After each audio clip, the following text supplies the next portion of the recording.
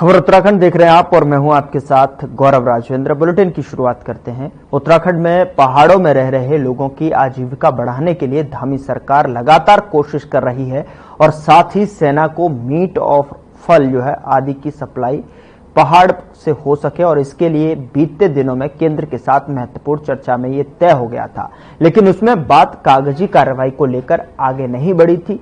तो वहीं बुधवार को मुख्यमंत्री आवास में उत्तराखंड सरकार और आईटीबीपी के साथ में एक समझौता ज्ञापन एमओयू पर हस्ताक्षर हुए हैं। वाइब्रेंट विलेज योजना के अंतर्गत आईटीबीपी की उत्तराखंड में तैनात वाहिनी के लिए स्थानीय उत्पादों जिंदा बकरी या फिर भेड़, चिकन और मछली की आपूर्ति के लिए किए गए समझौता ज्ञापन पर उत्तराखंड शासन से सचिव डॉक्टर बीवीआरसी पुरुषोत्तम और आईटीबीपी के आईजी संजय गुंजियाल ने हस्ताक्षर किए।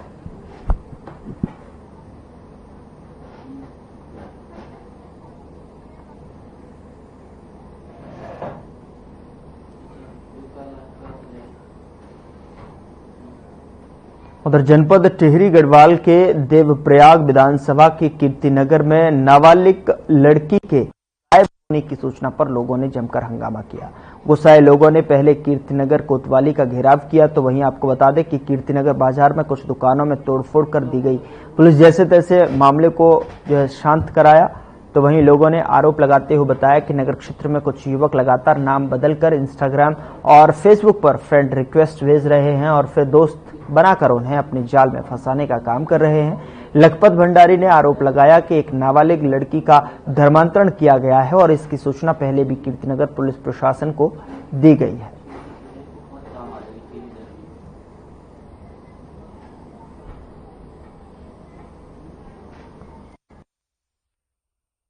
को एक बालिका के मिसिंग होने की सूचना थाने में मिली थी। सूचना पर जो थाने से बालिका की बरामदगी हेतु जो है अलग अलग टीमें गठित की गई थी और रात भर जो है सभी संभावित क्षेत्रों पर चेकिंग किया गया था। सीसीटीवी फुटेज देखे गए थे और सुबह जो है एसडीआरएफ को भी बुला लिया था। नदी के किनारे जो है वहां भी तलाश कर लिया गया था और आज इसमें जो है मिसिंग हमने पंजीकृत कर ली गई है और बाहर भी जो है टीमें बालिका के बरामदगी के लिए भेज दी गई है और शीघ्र ही बालिका को सकुशल बरामद कर दिया जाएगा।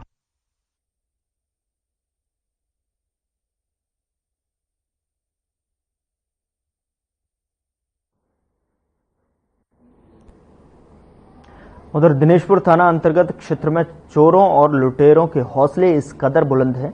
बता दें कि एक युवक लूट के इरादे से राजू सरकार के घर में घुस गया और राजू सरकार के घर में उसकी पत्नी डोली सरकार अकेली थी। घर पर अकेली महिला को देखकर चोर घर में घुस गया, उसके चाकू की नोक पर लूट का प्रयास किया, जिसके बाद महिला के चिल्लाने पर लुटेरा भाग निकला। इस दौरान महिला के गले में चाकू के निशान भी लग गए। तो वहीं इस पूरे मामले में पुलिस जांच में जुटी हुई है।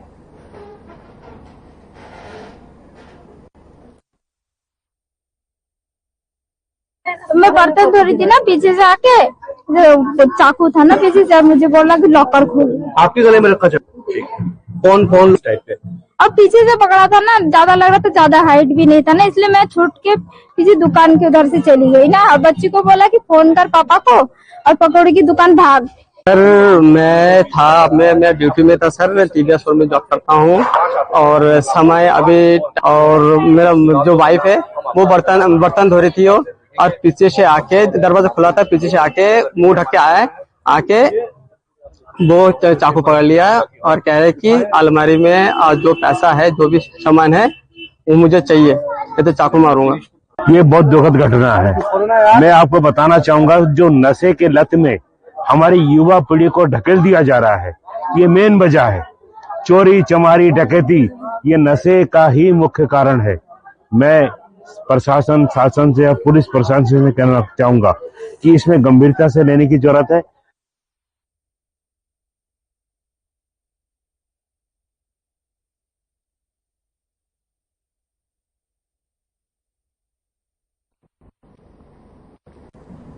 ऋषिकेश एम्स की पहली हेली एम्बुलेंस सेवा का वर्चुअल लोकार्पण प्रधानमंत्री नरेंद्र मोदी ने कर दिया है। बता दें कि एम्स में हेली एम्बुलेंस सेवा का लोकार्पण करने के लिए कार्यक्रम का आयोजन हुआ, जिसमें मुख्य अतिथि केंद्रीय नागरिक उड्डयन मंत्री और मुख्यमंत्री पुष्कर सिंह धामी पहुंचे। बता दें कि वर्चुअल कार्यक्रम में प्रधानमंत्री नरेंद्र मोदी ने कहा कि देश की पहली हेली एम्बुलेंस सेवा का शुभारंभ करते हुए वह खुद को गौरवान्वित महसूस कर रहे हैं और उत्तराखंड की भौगोलिक परिस्थितियों में हेली एम्बुलेंस सेवा वरदान का काम करेगी।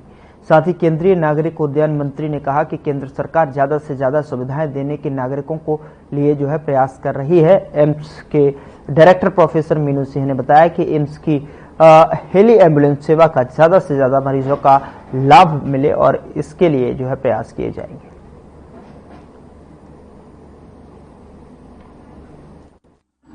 एम्बुलेंस तो हम देख ही रहे और इमरजेंसी के समय में लोगों के जीवन को बचाने में उनको सरलता से उपचार प्राप्त हो, उसमें एक महत्वपूर्ण कदम साबित होगा। इसके लिए मैं आदरणीय प्रधानमंत्री जी का, स्वास्थ्य मंत्री जी का धन्यवाद। सर, दुर्गम क्षेत्र पहाड़ों के लिए कितना लाभ है? दुर्गम क्षेत्रों के लिए ये सेवा बिल्कुल संजीवनी सेवा की तरह साबित होगी, क्योंकि उनको तत्काल जैसी जरूरत होगी वैसे ही सेवा प्राप्त होगी।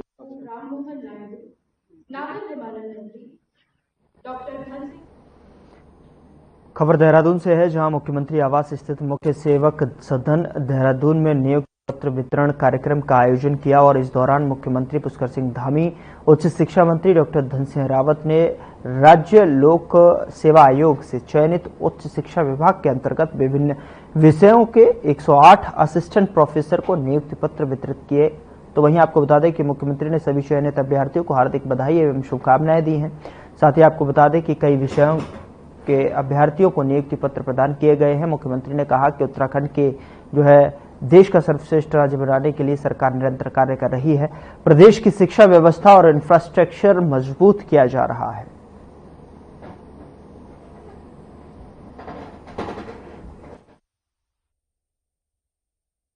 हमारे माननीय सुधांशु जी, हमारे शिक्षा उन्नयन समिति के उपाध्यक्ष हमारे गुरु जी डॉक्टर देवेंद्र सिंह जी, आदरणीय मुख्यमंत्री जी, आज 2 शुभ दिन हैं। पहला शुभ तो यह है कि 108 असिस्टेंट प्रोफेसरों को नियुक्ति दी जा रही है और आज धनतेरस भी है। उन सब ने भी किया है, क्योंकि आपकी सफलता में उन सब का भी बड़ा योगदान है। इसलिए ये दिन आपके लिए ये विशेष दिन है और आज से आप एक शिक्षक के रूप में राज्य के भविष्य निर्माता के रूप में अपनी सेवा देने वाले हैं। और निश्चित रूप से आप अपना स्थान स्वयं समझ लीजिए कि आपका स्थान कहां से कहां हो गया। और सच में अभी तक तो क्या था कि आप लोग अपनी तैयारियां कर रहे होंगे, कोई अन्य काम कर रहे होंगे या प्रतीक्षा कर रहे होंगे कि कब मेरे को नियुक्ति मिलेगी, कब मैं जिस काम के लिए जो मेरा उद्देश्य कब पूरा होगा। उत्तराखंड में केदारनाथ विधानसभा सीट पर 20 नवंबर को होने वाले उपचुनाव के लिए बीजेपी की ओर से आशा नोटियाल और कांग्रेस की तरफ से मनोज रावत ने नामांकन दाखिल किया है। आपको बता दें कि 30 अक्टूबर को नामांकन पत्रों की जांच की जाएगी और नाम वापस लेने की अंतिम तिथि 4 नवंबर को है। केदारनाथ विधानसभा सीट के लिए 20 नवंबर को मतदान होगा और 23 नवंबर को मतगणना की जाएगी। यह उपचुनाव कांग्रेस और बीजेपी दोनों ही राजनीतिक दलों के लिए बेहद महत्वपूर्ण माना जा रहा है। दोनों ही पार्टियों कोई भी कोर कसर नहीं छोड़ना चाहती हैं। बता दें कि कांग्रेस के वरिष्ठ नेता हीरा सिंह बिष्ट ने दावा किया है कि ये उपचुनाव निश्चित तौर पर कांग्रेस जीतने जा रही है।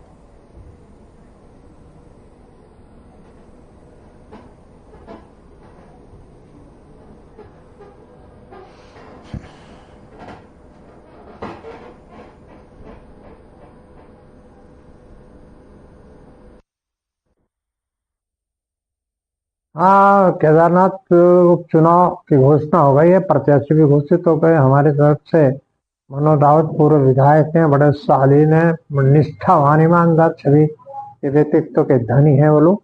उनको पार्टी ने कैंडिडेट बनाया। कल हमारी मीटिंग भी प्रदेश के साथ समन्वय समिति की हुई थी। सभी लोग अपना योगदान उसमें करेंगे और निश्चित रूप से केदारनाथ का चुनाव भी हम जैसे बद्रीनाथ मंगलौर जीते उस तरह से जीतेंगे। वहां भी एंटी बीजेपी लहर चलने को, विकास के काम वहां नहीं हुए। और सबसे बड़ा केदारनाथ में केदारनाथ विधानसभा जिस नाम से है, केदारनाथ मंदिर के नाम से है।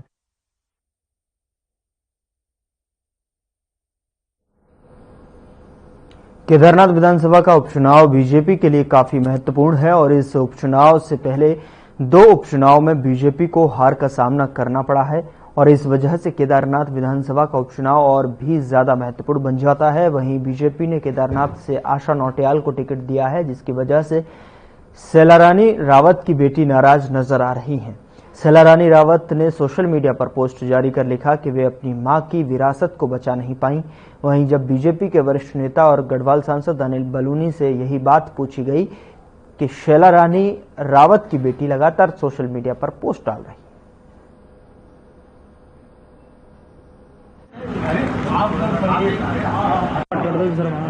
देखिए, मेरी लगातार मेरे से ये सब लोग टच में रहे हैं और जब मेरे चुनाव के दौरान स्वर्गीय शैलारानी जी ने जितनी मेहनत की और उसी वक्त उनके चोट भी लगी थी, वो केदारनाथ विधानसभा का जो उनका सपना रहा है, उस सब के लिए जब वो बीमार थी तब भी मैं उनसे मिला था, अस्पताल में जाके भी मिला था और उनके जो सोच थी उसके अनुरूप हम लोग काम भी कर रहे हैं और मुझे लगता है कि उनके परिजन भी सारे मिलके पूरी तरीके से सहमत है कि हम किस प्रकार से केदारनाथ विधानसभा का और अच्छा काम कर सके, वहां विकास को और कर सके, तो उसमें सब लोग साथ हैं। केदारनाथ विधानसभा में उपचुनाव होने जा रहा है और उपचुनाव को लेकर कांग्रेस लगातार दावे कर रही है कि जिस तरह से कांग्रेस ने बद्रीनाथ और मंगलौर उपचुनाव में जीत हासिल की है और उसी तरह से केदारनाथ में भी हमें एक बड़ी जीत हासिल होगी। वहीं कांग्रेस के इन दावों को लेकर जब गढ़वाल सांसद अनिल बलूनी से पूछा गया तो उन्होंने कहा कि यही बातें कांग्रेस हरियाणा में भी कर रही थी। हरियाणा में क्या स्थिति है सभी के सामने है। जब आप लोग केदारनाथ में जाएंगे और वहां के लोगों से मिलेंगे तो आपको पता चल जाएगा कि कौन जीतने वाला है।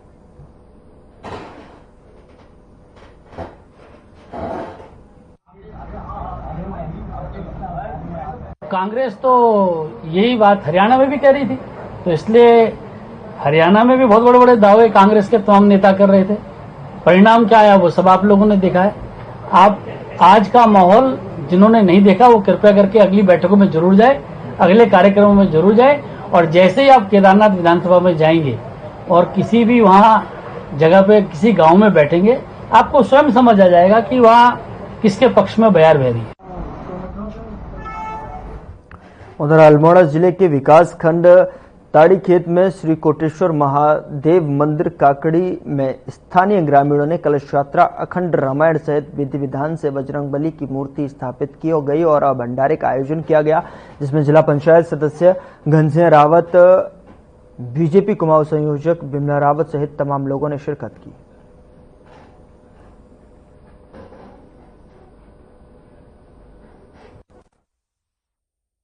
नीम करोड़ी बाबा व करकटेश्वर महादेव की इस पावन धरती पे भगवान हनुमान जी की मूर्ति पहले से ही स्थापित थी, लेकिन करकटेश्वर महादेव में भगवान हनुमान जी की मूर्ति नहीं थी, तो आज मूर्ति की स्थापना हुई और उसका पूजन यहाँ पर संपन्न हो रहा है। तो इससे एक हमारी धार्मिक जो हमारी भावनाएं हैं उनको बल मिलेगा।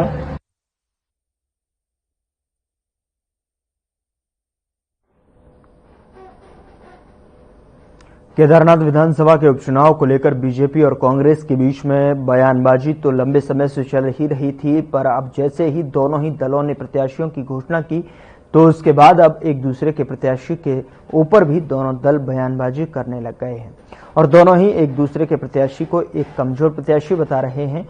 तो वहीं आपको बता दें कि कांग्रेस के प्रदेश प्रवक्ता गरिमा ने आशा नौटियाल को कमजोर प्रत्याशी बताया है। गरिमा ने कहना है कि आशा नौटियाल कभी भी जनता के बीच में नहीं जाती।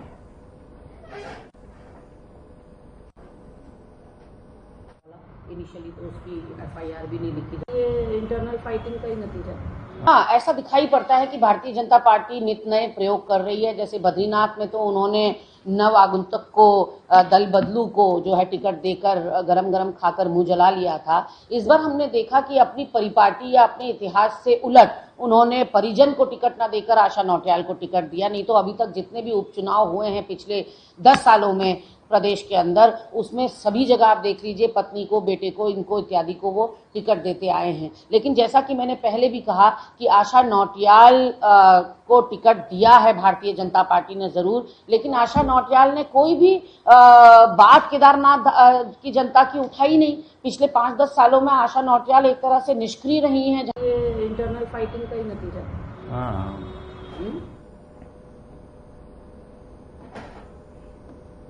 कांग्रेस के पूर्व प्रदेश अध्यक्ष सीडब्ल्यूसी मेंबर एवं वरिष्ठ नेता गणेश गोदियाल ने जो है सरकार पर जमकर हमला बोला है। उन्होंने कहा कि सरकार की नीयत नहीं दिख रही है कि निकाय, पंचायत एवं नगरपालिका के चुनाव कराना। उत्तराखंड नगर निकायों में प्रशासकों के कार्यकाल बढ़ाने पर सियासत तेज हो गई है।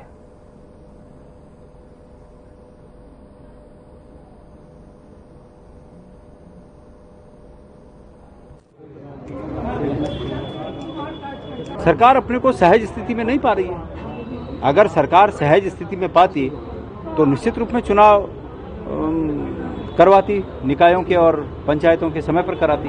लेकिन सरकार स्वयं को सहज स्थिति में नहीं पा रही है, उनकी सत्ताधारी दल अपने को सहज स्थिति में नहीं पा रहा है, इसलिए वो पीछे खिसकाते जा रहे हैं। आप केदारनाथ का ही उदाहरण ले लीजिए।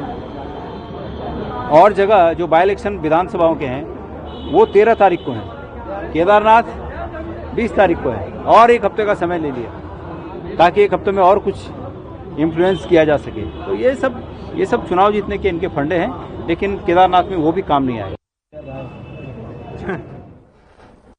उधर अल्मोड़ा कांग्रेस विधायक एवं केदारनाथ उपचुनाव प्रभारी मनोज तिवारी ने अल्मोड़ा में प्रेस वार्ता के दौरान केदारनाथ उपचुनाव में बीजेपी हताश निराश नजर आ रही है और बीजेपी के पाले से यह चुनाव खिसकता हुआ दिखाई दे रहा है और वहां की जनता कांग्रेस प्रत्याशी मनोज रावत के पक्ष में मतदान करेंगे और कांग्रेस की जीत दर्ज करेगी।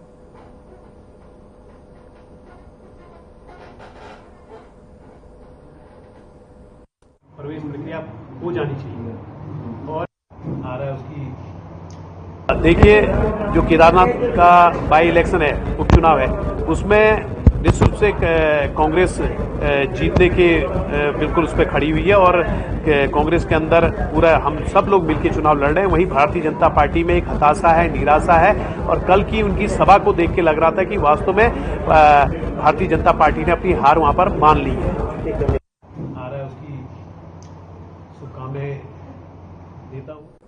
खटीमा राजकीय स्नातकोत्तर महाविद्यालय के आक्रोशित छात्र छात्र संघ चुनाव तिथि घोषित करने की मांग को लेकर पिछले 6 दिनों से महाविद्यालय गेट पर धरना प्रदर्शन कर रहे हैं। पिछले 3 दिनों से आमरण अनशन पर बैठे अध्यक्ष पद के संभावित प्रत्याशी छात्र नेता हर्षित सिंह की तबीयत बिगड़ने पर प्रशासन ने आपातकालीन सेवा के माध्यम से 4 नवंबर तक समाधान के लिए सकारात्मक आश्वासन देकर जूस पिलाकर अनशन तुड़वाया।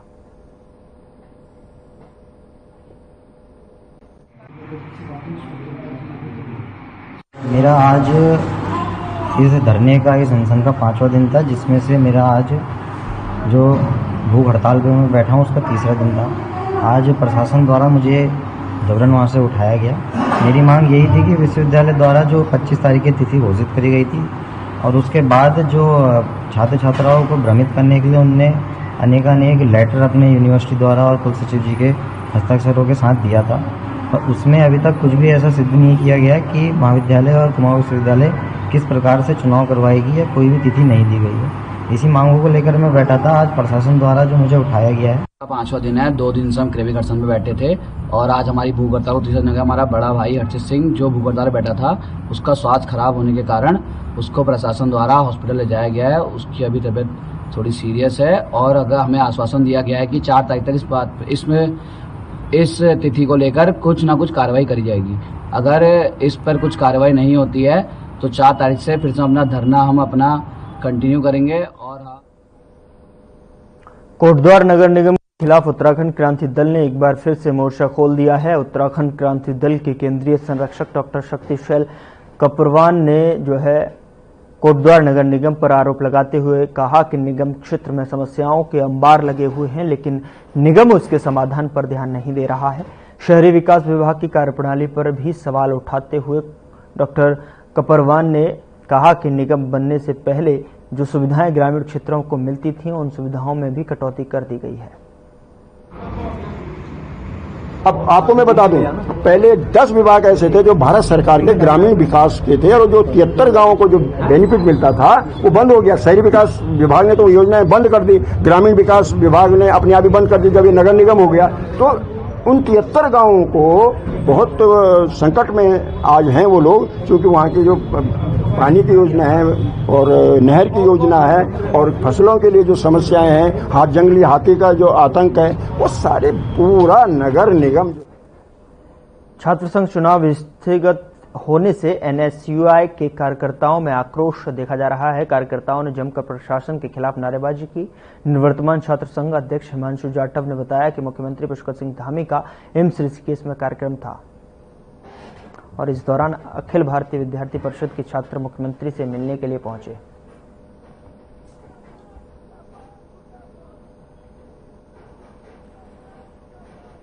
देश भर में दीपावली पर्व को लेकर लोगों में उमंग है। अल्मोड़ा में बाजार की रौनक बढ़ रही है और आपको बता दें कि लोग खूब खरीदारी कर रहे हैं, जिससे छोटे व्यापारियों के चेहरे खिल उठे हैं।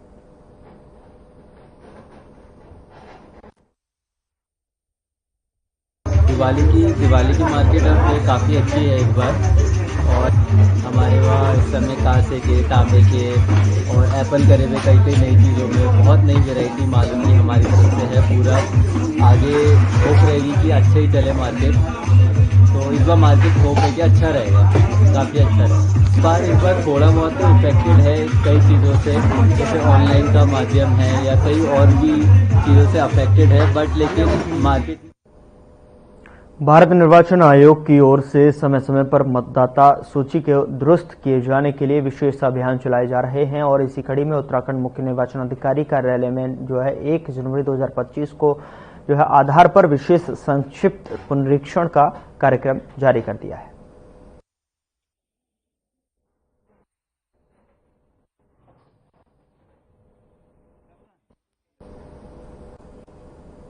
दीपावली पर उत्तराखंड सरकार ने राज्य कर्मचारियों को 3% महंगाई भत्ता यानी डीए बढ़ाकर बड़ी सौगात दी है। उत्तराखंड सरकार ने धनतेरस के मौके पर सरकारी कर्मचारी का 3% महंगाई भत्ता बढ़ा दिया है, जिसको लेकर आज वित्त सचिव ने आदेश जारी कर दिए हैं।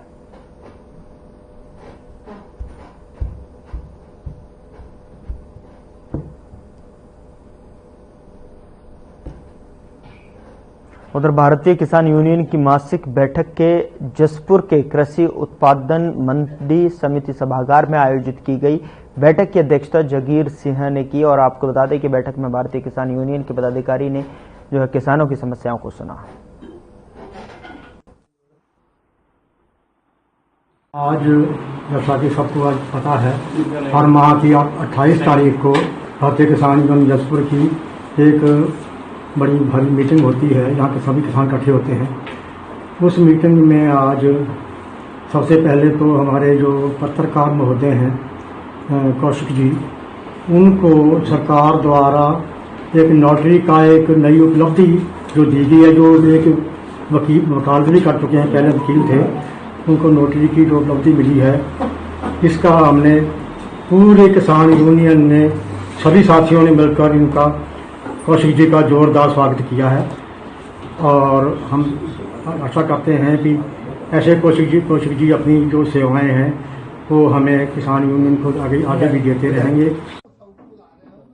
पौड़ी के पुलिस कप्तान लोकेश्वर सिंह ने जिले के सभी थाना प्रभारियों को आने वाले त्योहारों को लेकर अपने अपने थाना क्षेत्र में कानून और शांति व्यवस्था को सुदृढ़ बनाने के लिए थाना क्षेत्र के पीस कमेटी और सीएलजी मेंबरों की बैठक लेने के निर्देश दिए हैं।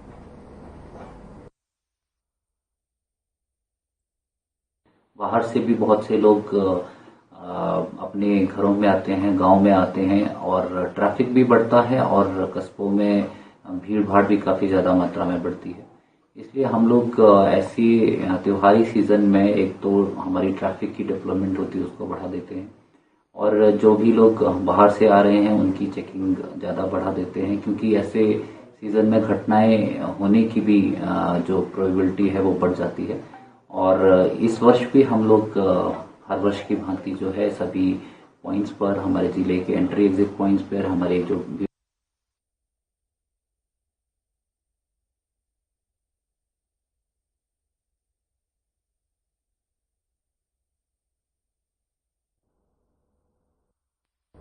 फिलहाल बुलेटिन में इतना ही।